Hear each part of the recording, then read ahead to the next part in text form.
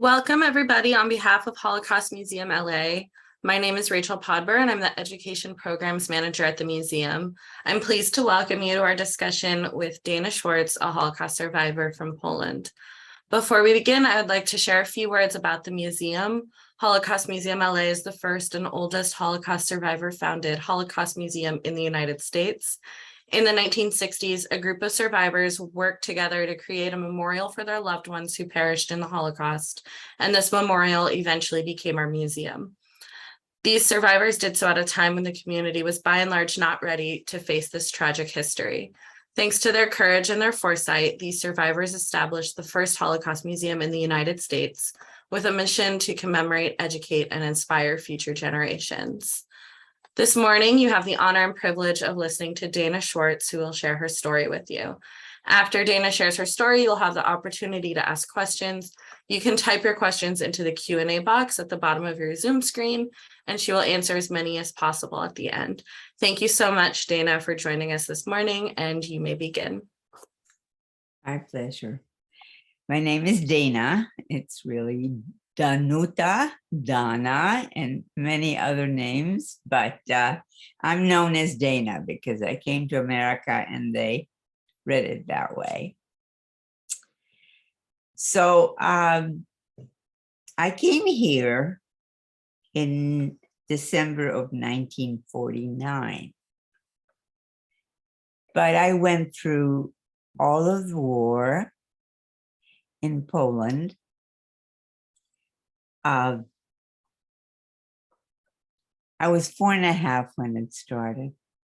Started in a funny way for me. I was at a park with my nanny, and the nanny had been very strict about my sitting in my stroller, so she didn't have to run after me. But by the time I was 4.5, she would let me out a little, and I walked over, knowing I was doing a bad thing, a wire fence because I saw a beautiful daisy, grass daisy on the grass in the park, and I wanted it. I knew I shouldn't walk over the fence, but I wanted it so badly. So I went over and I picked it, and as I picked it, I heard a tremendous boom. And I thought I had done something very bad. And I looked around, and sure enough, other people had heard the boom. I thought it was meant only for me. And people were running. I had done something really bad. You can imagine, I ran back to the nanny, and there was a man with a big white dog running, and he said to us, "Go home, the war has started." For me, that's how the war started, and I felt guilt about picking that daisy. I was born and lived in Lvov, which is now Lviv. It was then Poland. It is now Ukraine. First, the Russians came.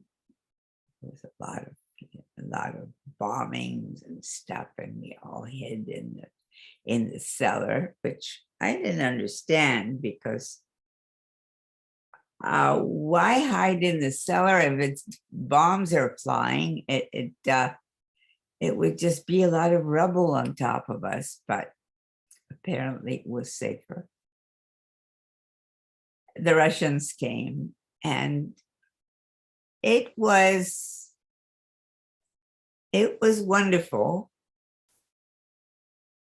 because we were together, and there was not very much food, but my father had arranged for a big sack of flour. And so my mother, who had been, a university graduate and was not a cook at all, had to start cooking.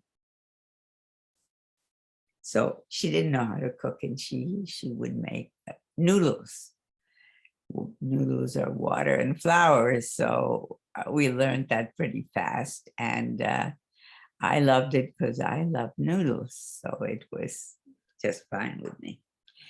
Anyway, the Russians were there, and after a while, they came and took my father away. And that was terrible because they took him to the war, and my mother and I were missing him terribly and scared. And then one day he showed up again. He had he had escaped the place. He was very athletic and he escaped. And he came home and he hid, and I knew where he was hiding. And my mother was very, very worried that I would let those people know where he was hiding when they came looking for him. And so I was not allowed to say, but I knew where he was, and they came and they pinched my cheek and said, "Where is your daddy hiding? You know where he's hiding." And it was the first time that I had to lie. And I didn't know how to lie, and I didn't know if I was going to be able to manage that. I was just 5, I guess. And anyway, excuse me, I need to close the door.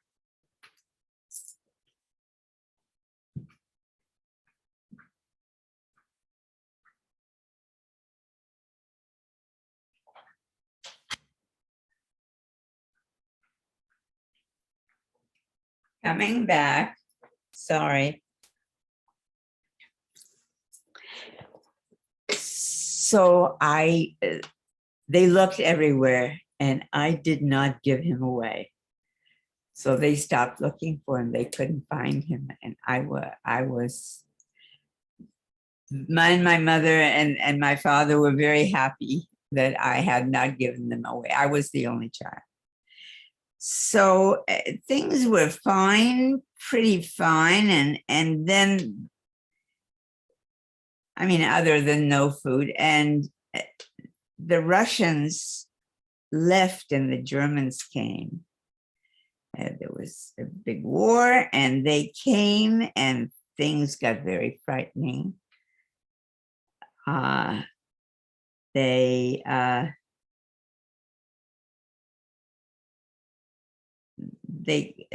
came to Lvov and frightened me. There was an attempt.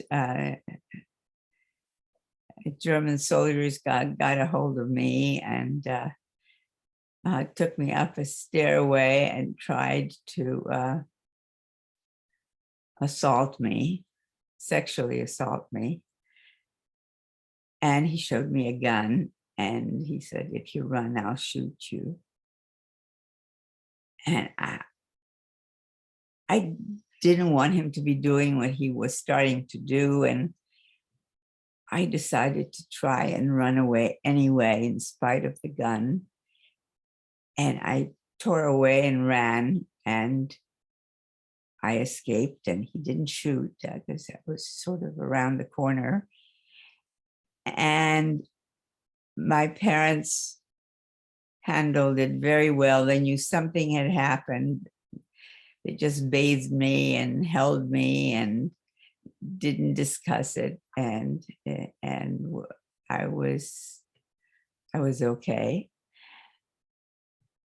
Then the second thing that happened with the Germans is they came, they rang the doorbell, and they said that they wanted to look at our apartment. They walked in,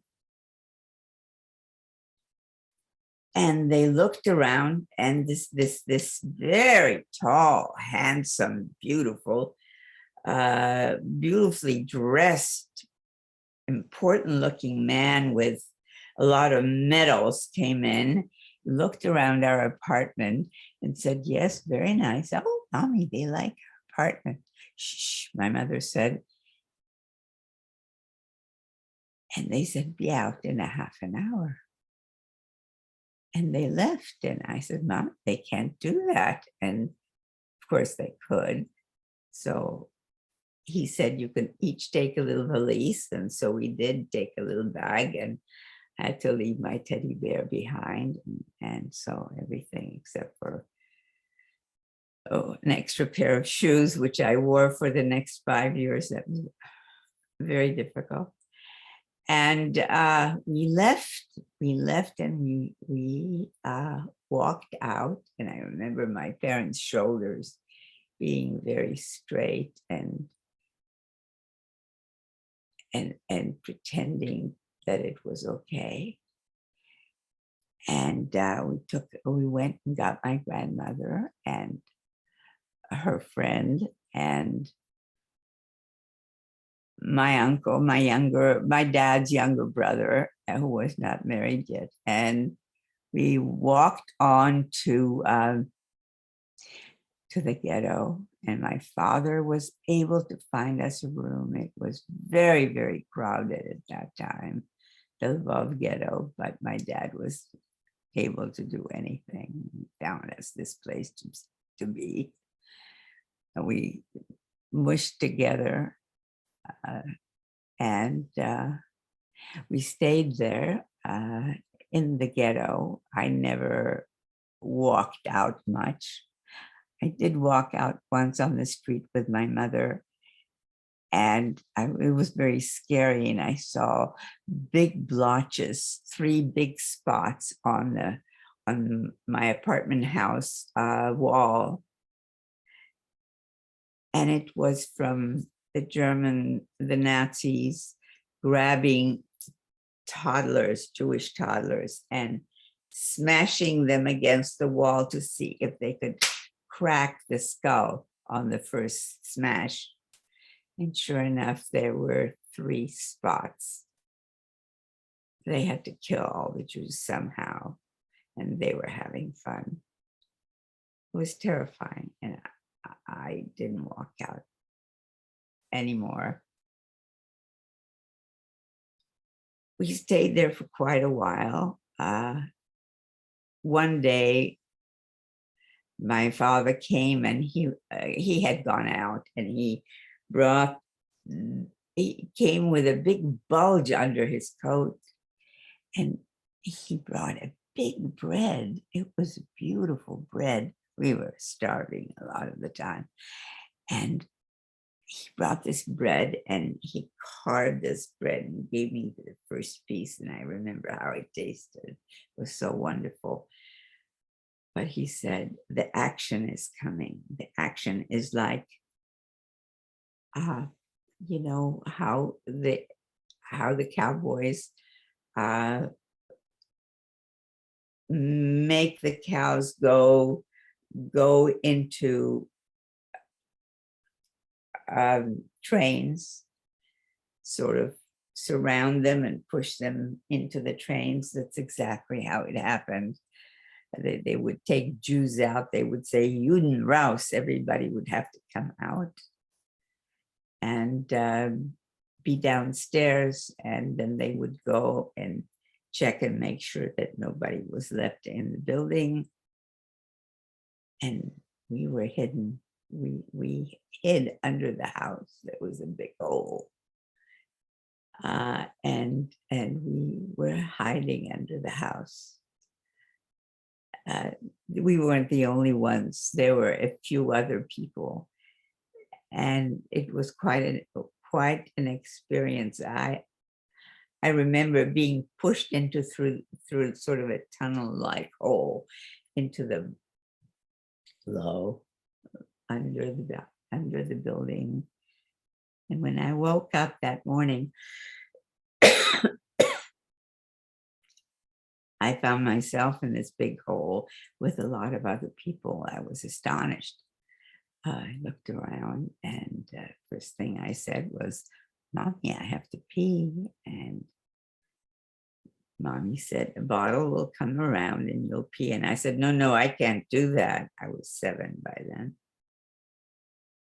And she said, yes, you can. People will look away and you can do it. And indeed I did. And we had my father and mother and I had sugar cubes. Dad had a box of sugar cubes, not full of sugar cubes there, but there were some in the box, and he would put a few during the day so that I would have enough calories to survive. How else did we survive? Water, well, water. We were able to sneak out in the middle of the night into the courtyard and exercise a little bit and move your body. And there was a spigot and some old bottles, which they used. They used it for peeing, and they used other bottles for water from the spigot. So we had something to drink during the rest of the time. We hid there for a long time. I don't know how long. There was a lady, the tragic story.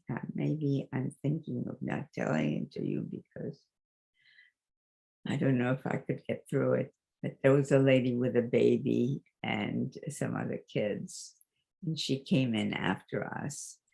And we were terrified because, baby was the most horrible thing you could imagine. Because baby will cry and give you away. And there were non-Jews still living in the building. They could move anytime they wanted to.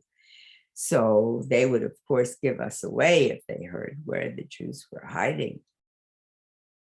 So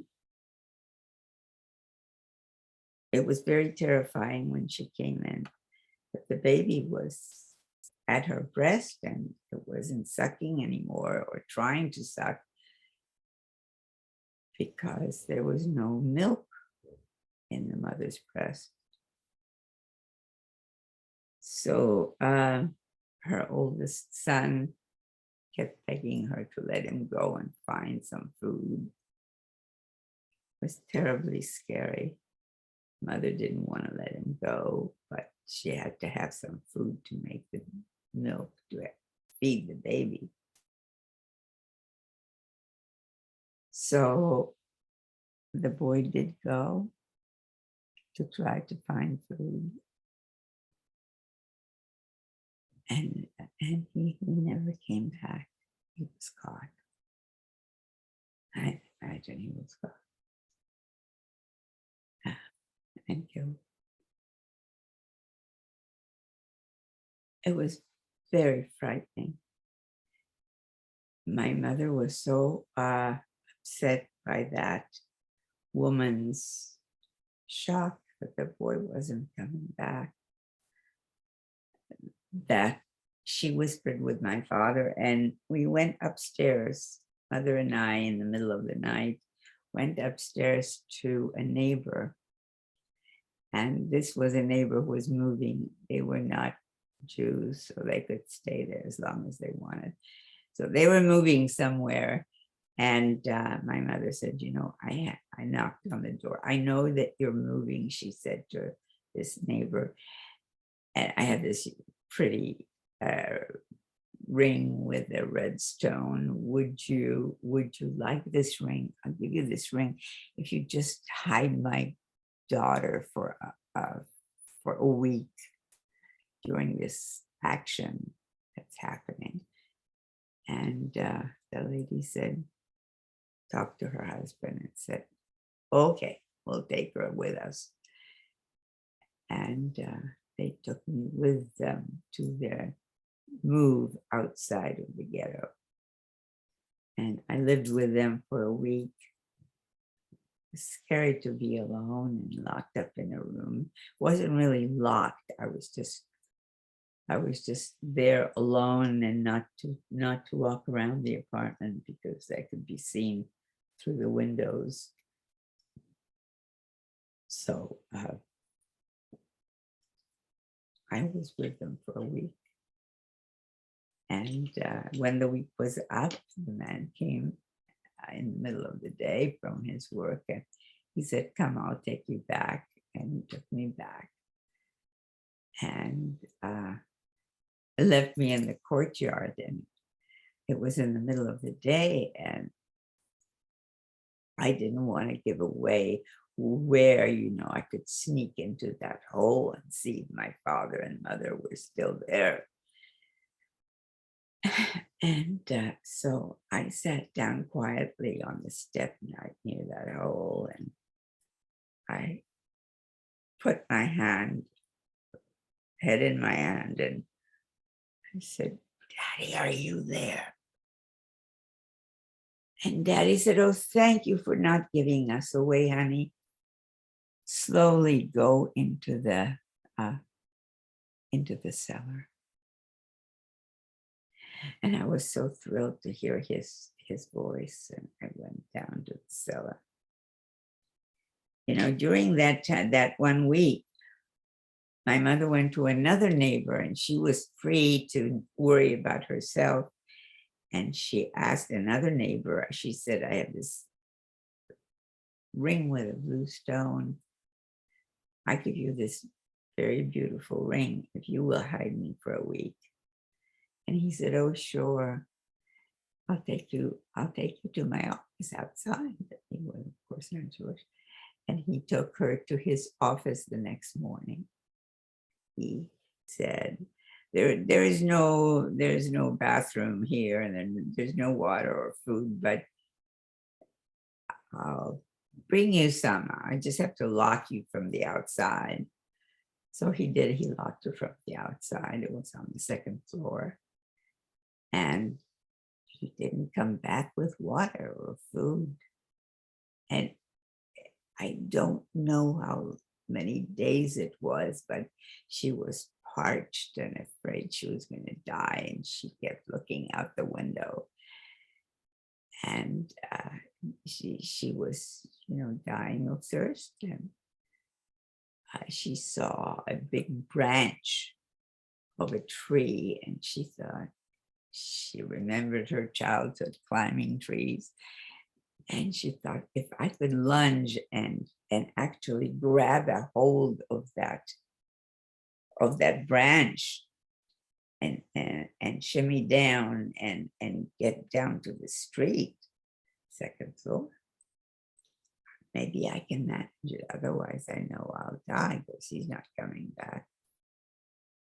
And so she did. She lunged, and she made it, and she grabbed a hold of that branch, and she made it down.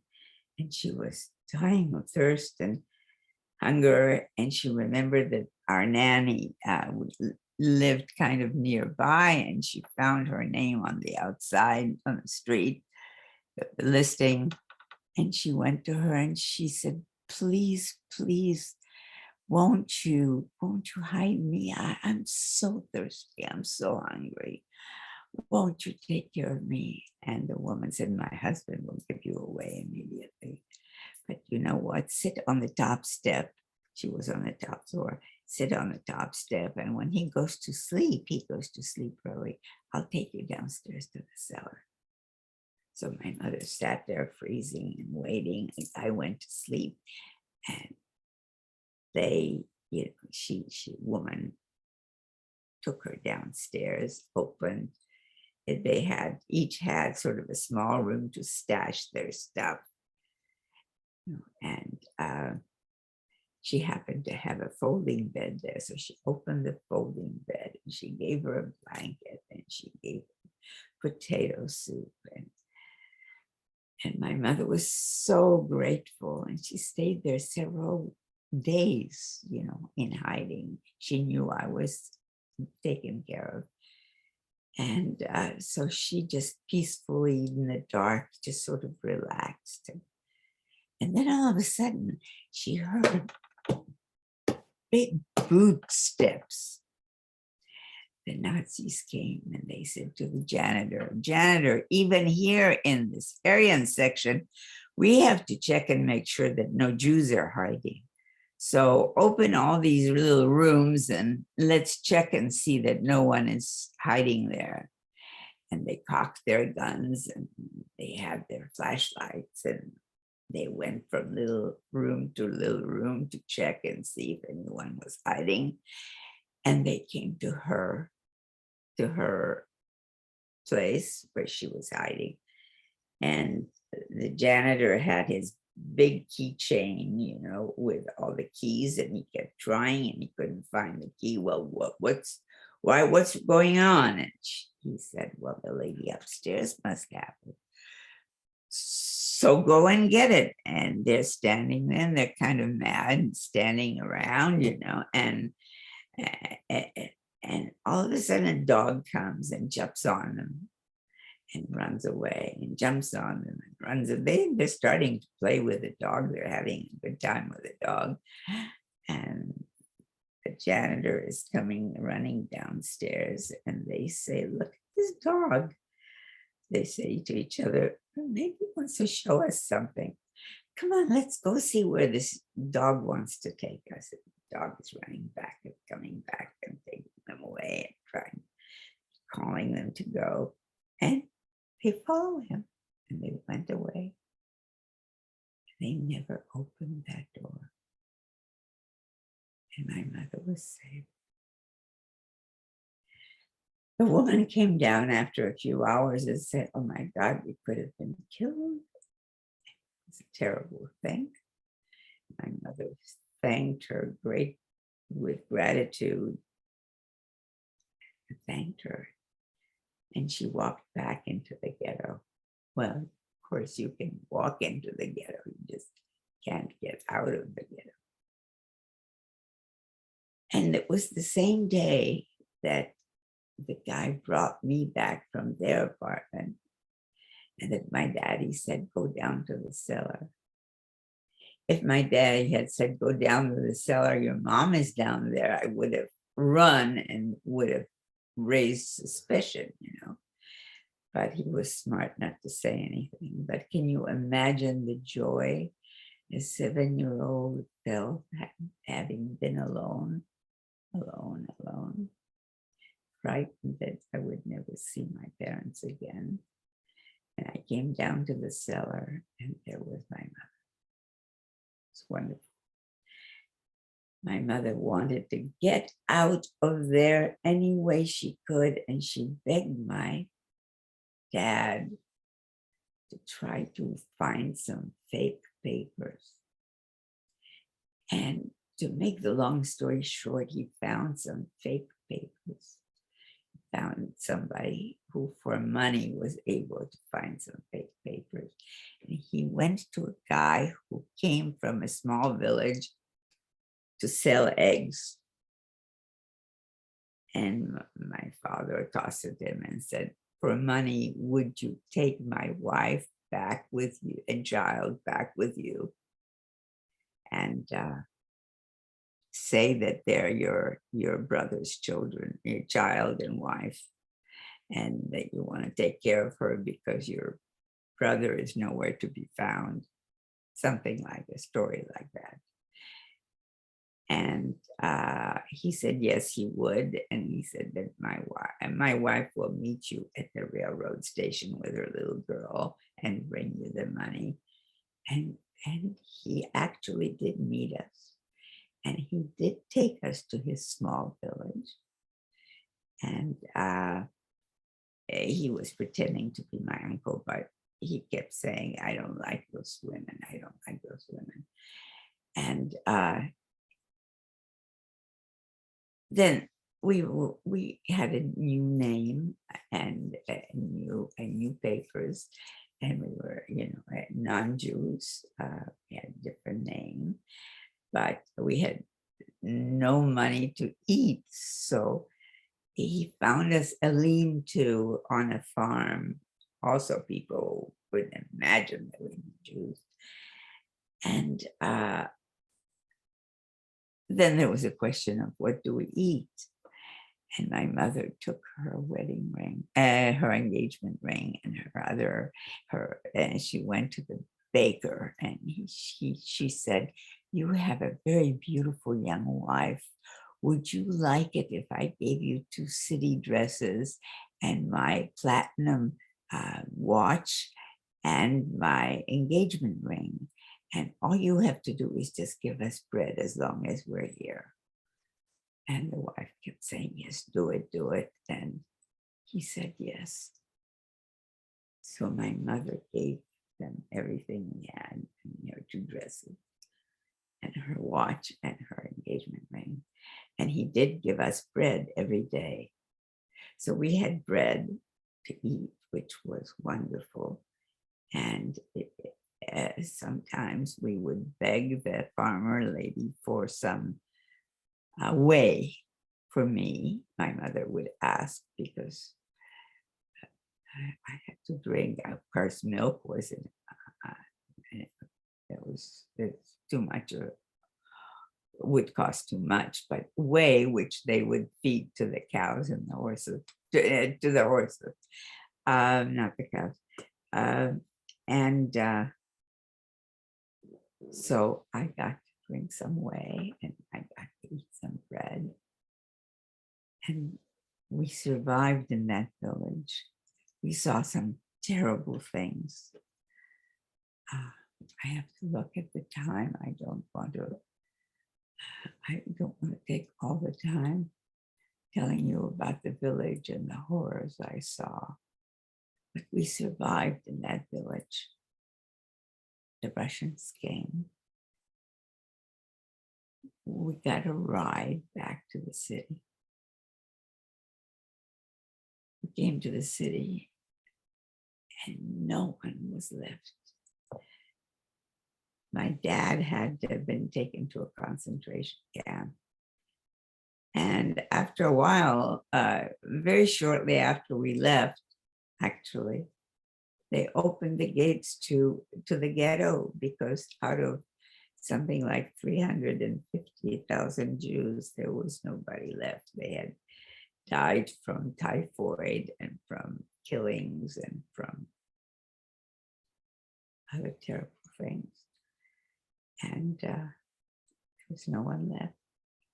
So there was no one left in the smaller town where my mother had lived before and her whole family lived. They were all shot to death. My father was killed. Even my best friend, whom I loved so much, Lily,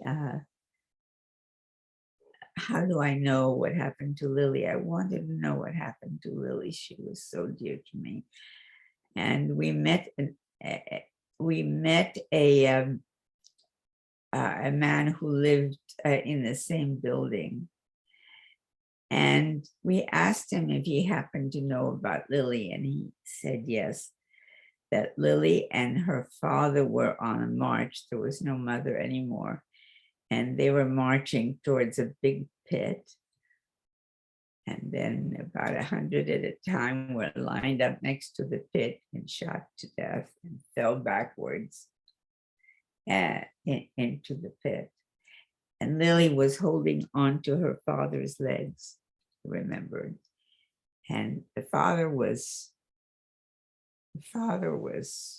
hit. She wasn't hit, but she fell backwards with him into the pit. And she was buried alive. And this man who was the neighbor was lightly wounded and on top when he fell in. And he was able to make his way out because they just perfunctorily threw a little earth on top. And he was able to get out.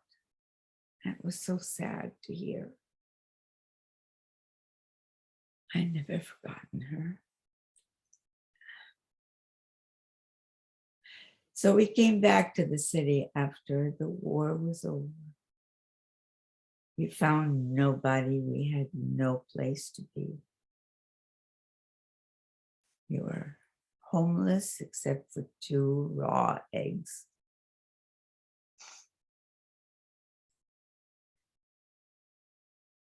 It was amazing. We went to those people who hid me for a week. We asked them if they would give us 3 days, and 3 days to sleep in their apartment. And they said yes. And So mine was the third day, and my mother had heard that there was a Jew alive in a certain place. And so she left me with one raw egg, and she took another raw egg and put it in her pocket. And she went to look for a Jew who might be able to help. And she found that person after a long, long walk. And she met someone there who was willing to help her by renting a little room. I think it was my mother's beauty. She was a very pretty young woman in her 30s. Maybe that's what helped her. I don't know. But we managed in that little room. And we escaped Lvov shortly after. William went west, of course.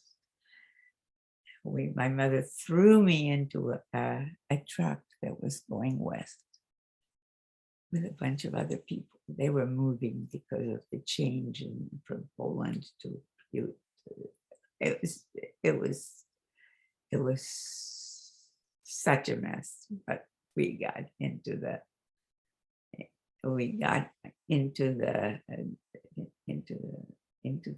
truck, and we went west, and then we got some help, and the organizations helped us a little. The Jewish organizations were wonderful, and we came to a place that was Poland that had been Germany. They had changed borders. I don't know if you watched last night that wonderful program that Burns made on those years of Jews trying to survive, and what a time that was. What a terribly sad time that was. But somehow my father was dead, everyone was dead, but my mother found an old worker in the place where she and my father had worked in the National Lottery before the war. And this guy said, "You have no idea, the boss survived. And I know where he is. I can give you the address." My mother couldn't believe that there was still a human being who knew us, who could help, perhaps. And it took her 5 years. But we made our way slowly to America. And it was a truly wonderful, wonderful thing. First, we waited in Sweden and waited for a visa for a long, long time. And then we finally made it here because he promised. He gave us an affidavit saying that we would not be wards of the state, that he would help us, and he did. And my mother was, you can imagine how exhausted she was, how worn out, but she was so brave. And within less than 3 years, she died. And I was all alone. But that gentleman who brought us here helped me. And I was able to go to school, and it was wonderful to go to school. And I even went to UCLA and became a school teacher. And then I married a wonderful guy and had 3 great kids and have had a splendid life. I was able to do many things that I wanted to do. I wanted to make the world a better place. I was very involved in trying to do it. And a wonderful thing happened many years later, in the 80s, 87. We went back to Poland. And we went back to that village and we found that baker that got the watch and, you know, the ring, and he gave us the bread for 3 months. Not the whole time, but 3 months was still wonderful. And we went and we found the guy, and he was an old man, and she was an old lady. And we asked her, by any chance, do you have anything of my mother's that reminds me, that would remind me of her? And she said, yes, my daughter in the other town, well, the watch was stolen many years ago, but she has the engagement ring that you. So to make the long story short, I actually bought back the engagement ring that my mother had traded for bread. And I wear it all the time. I'm very delighted to have it. It symbolizes my dead family, but it makes it a little happy. And that, and my wonderful family, and the museum, which I love very much, have given me a lot of joy.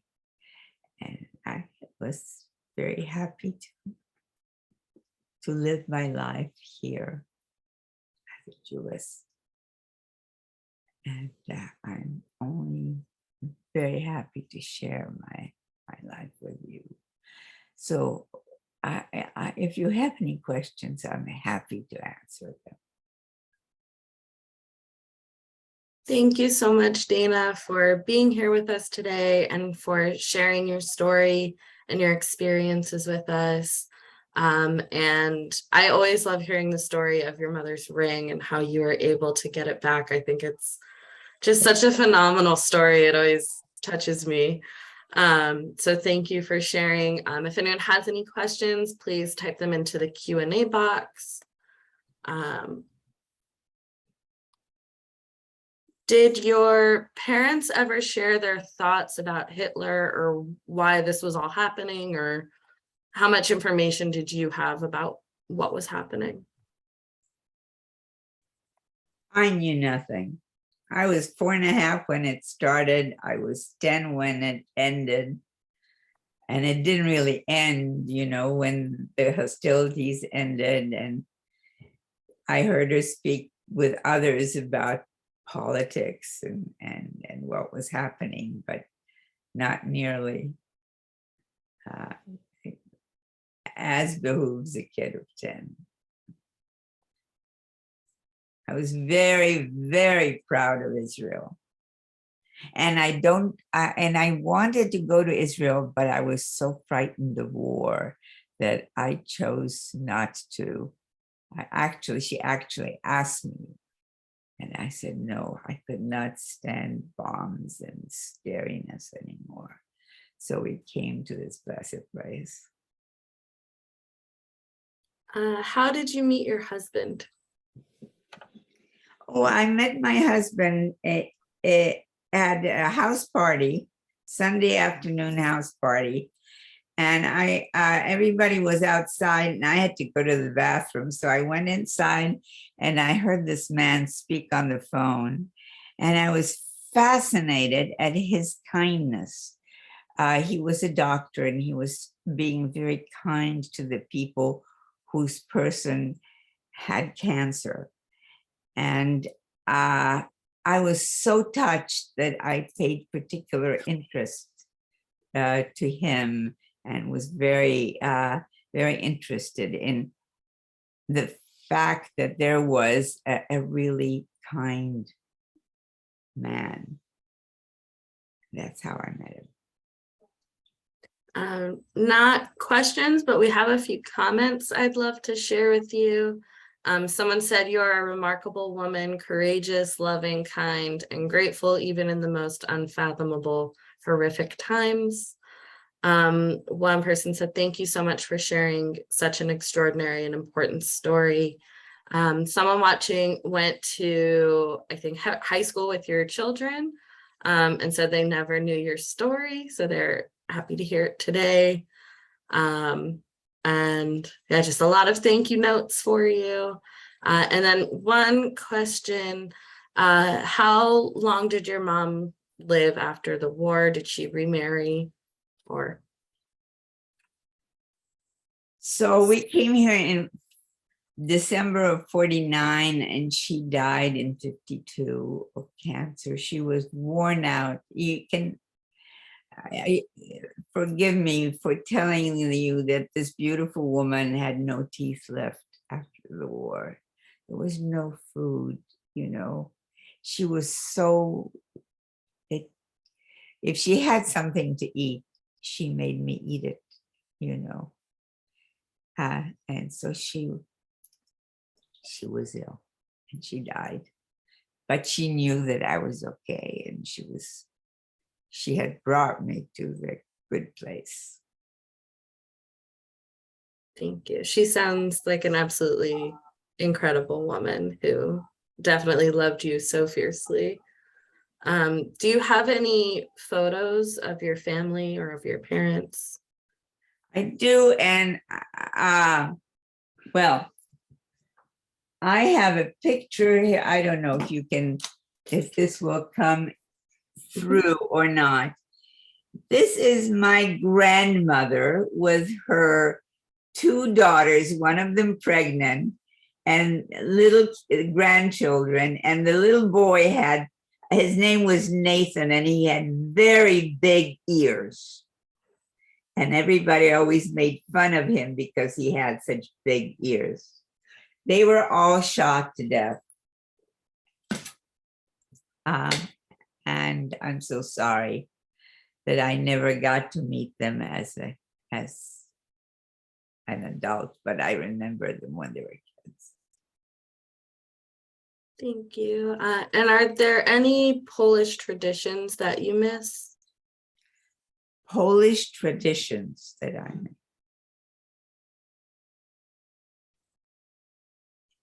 I can't think of any Polish traditions that I miss. I appreciate the fact that that I understood Poland and the Polish people by pretending to be a Pole, and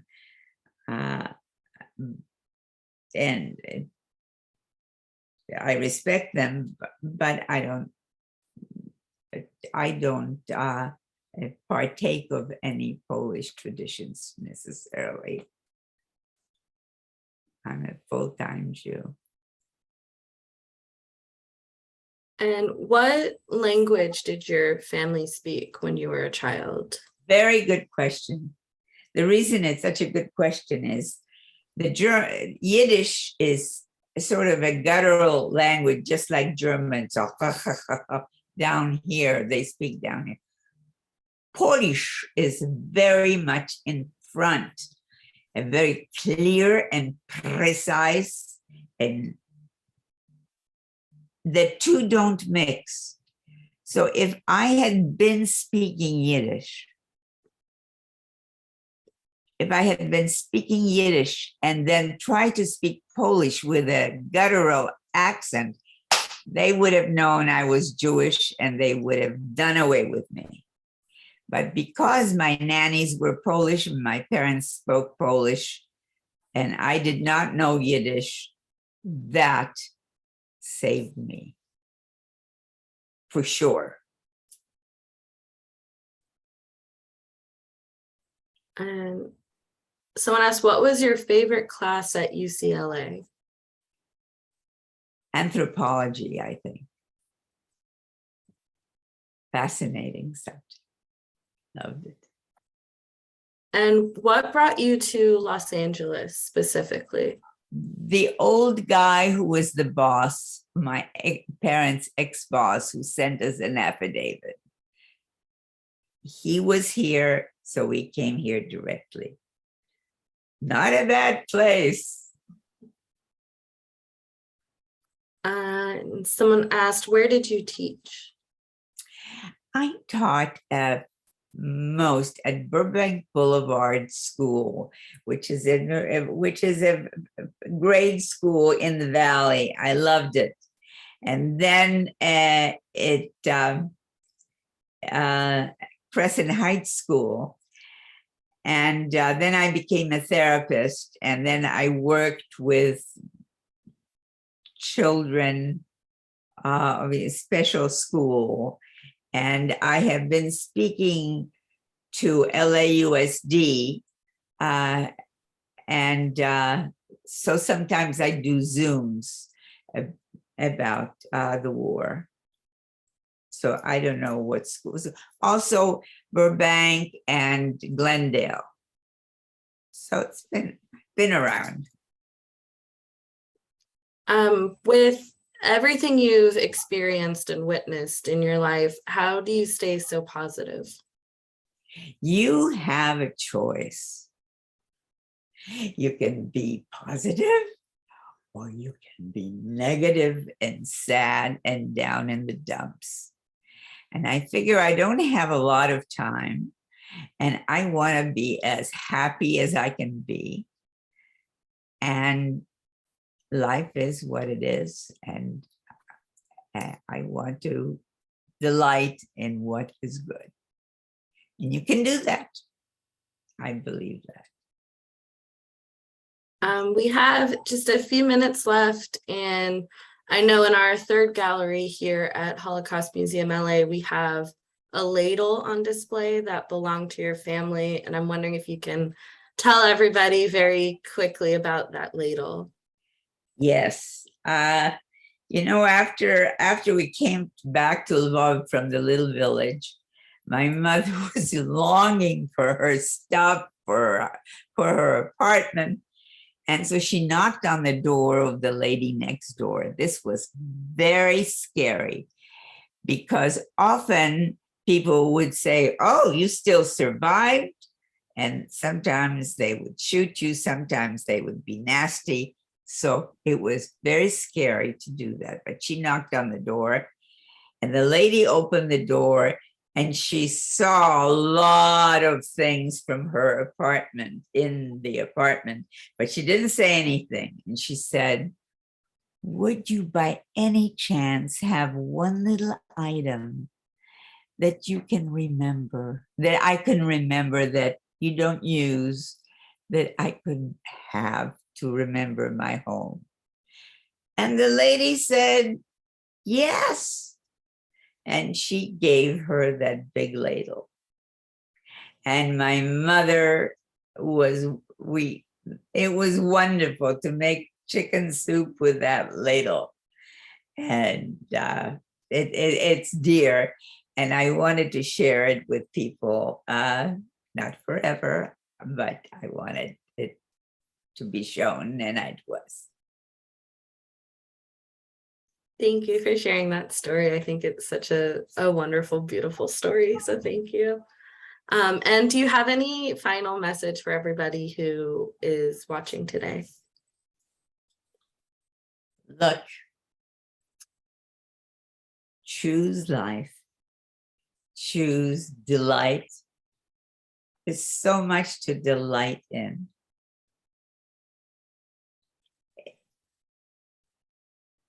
Choose the best that life can offer. There's so much. It's so small, but so delicious sometimes. Just, there's always this. I just heard recently something from a girl who was dying, and she made a song. It was such a great song. And she said in the song, you don't have to wait till everything is okay to be happy. Be happy now. And that touched me. I love that saying. And I know she died right after, but she left a very important message. You don't have to have everything perfect to be happy. Do it now.